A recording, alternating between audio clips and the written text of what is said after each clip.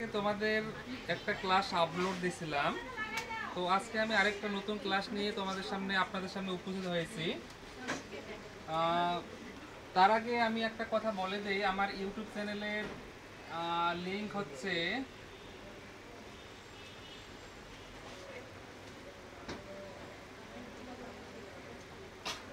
রেজা ইসলাম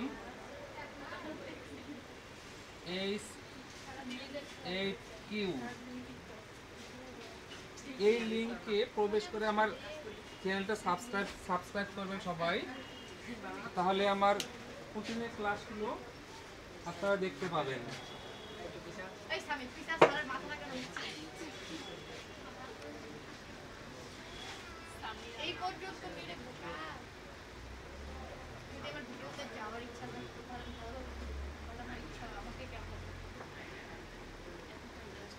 আজকে যে টপিক নিয়ে আমি আপনাদের সামনে উপস্থিত হয়েছি সেটা হচ্ছে হ্যাভ হ্যাজ। আজকে ক্লাস 2, কিন্তু দ্বিতীয় ক্লাস। আজকে ক্লাস হচ্ছে ক্লাস নং 2, ঠিক আছে।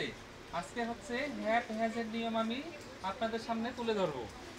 আমরা হ্যাভ হ্যাজ কি করে বুঝবো? হ্যাভ হ্যাজে দেখবো যদি কোনো বাংলা বাক্যে দেখি সাবজেক্টের সাথে র দেখতে পাবো। আমরা কি দেখতে পাবো? সাবজেক্টের সাথে র প্লাস আছে দেখতে পাবো, তাহলে বুঝতে হবে সেটা হ্যাভ হ্যাজ এর ব্যবহার।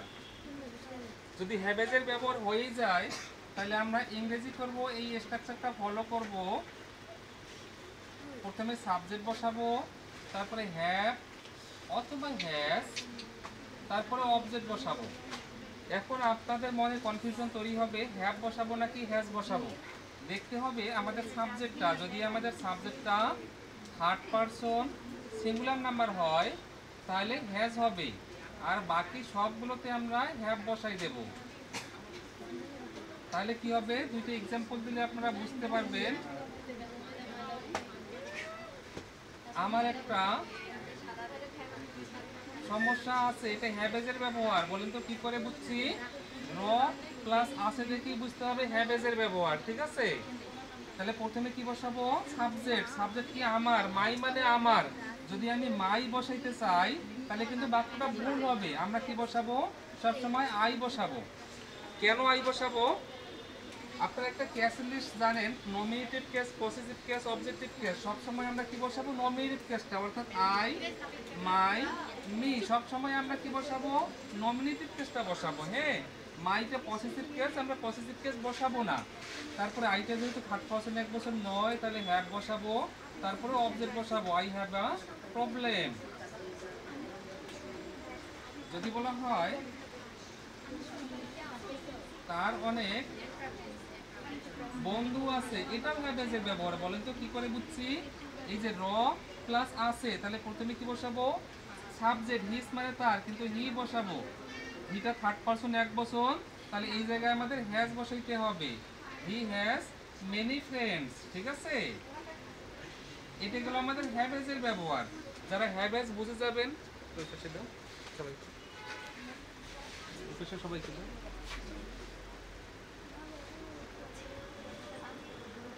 যারা হ্যাভেজের ব্যবহার বুঝে যাবেন তারা হ্যাডের ব্যবহারটাও বুঝে যাবেন। হ্যাড, ঠিক হ্যাভেজেরই পাস্ট ফর্ম আমরা হ্যাড ব্যবহার করব। যদি আমরা সাবজেক্টের সাথে সবসময় র থাকবে আর ছিল থাকে এইরকম যদি বাক্য দেখতে পাই তাহলে বুঝবো সেটা হ্যাডের ব্যবহার। হ্যাঁ, এই গঠনটা আমরা এই স্ট্রাকচারটা ফলো করব। সাবজেক্ট বসাবো, তারপরে হ্যাড, তারপরে অবজেক্ট। হ্যাড যেহেতু একটাই, তাহলে সকল পার্সন, সকল বছরই আমরা হ্যাড বসাইতে পারবো, ঠিক আছে। যেমন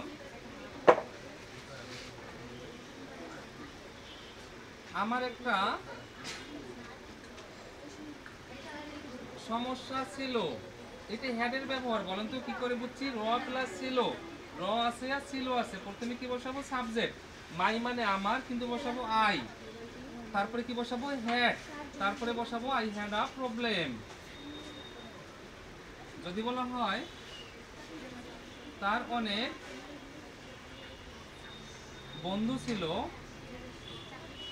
তাহলে কি বসাবো? হি, হিস মানে তার, কিন্তু he had many friends. He had many friends, ঠিক আছে। এই হচ্ছে আমাদের হ্যাবেস এবং হ্যাডের ব্যবহার। এই ক্লাসে হ্যাবেস এবং হ্যাড দিয়ে আমি শেষ করতেছি। পরবর্তী ক্লাসে ক্লাস 3-এ আমরা পরবর্তী টপিক নিয়ে আলোচনা করব। তবে হ্যাঁ, আমাদের ইউটিউব চ্যানেলটা সাবস্ক্রাইব করতে অবশ্যই ভুলবেন না। আমাদের সাথে থাকার জন্য সবসময় অবশ্যই সাবস্ক্রাইব করবেন আমার ইউটিউব চ্যানেলটা।